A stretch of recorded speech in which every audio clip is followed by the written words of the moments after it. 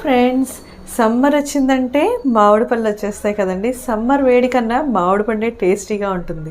చక్కగా ఇంట్లో ఉన్న ఉప్మా నూక మామిడి పండుతోని ఇలా కేక్ని చేసుకోవచ్చండి.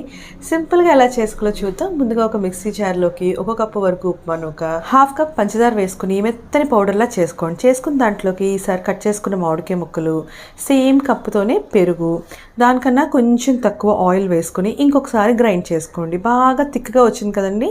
సేమ్ ఈసారి 1/2 కప్ వరకు పాలు, 1/2 spoon baking powder, 1/2 spoon baking సోడాని వేసుకుని ఇంకొకసారి మిక్సీని ఆన్ అండ్ ఆఫ్ చేసుకుంటూ రన్ చేసుకుని ఇలాగా కేక్ టిన్ ఉంటే ట్రాన్స్ఫర్ చేసుకోండి. లేకపోతే చక్కగా స్టీల్ బాక్స్లో వేసుకుని మీకు నచ్చిన టాపింగ్స్ని పైన వేసుకుని నేను చూపిస్తున్నట్టుగా బేక్ చేసుకోండి. ఇది బేక్ అవడానికి 20 to 30 మినిట్స్ టైం అనేది పడుతుందండి. ఒకసారి కుక్ అయిన తర్వాత చక్కగా టూత్ పిక్ని పెట్టి చెక్ చేసుకోండి. అంతే అండి, సింపుల్గా మ్యాంగో కేక్ అనేది రెడీ అయింది. ట్రై చేసి కమెంట్ చేయండి.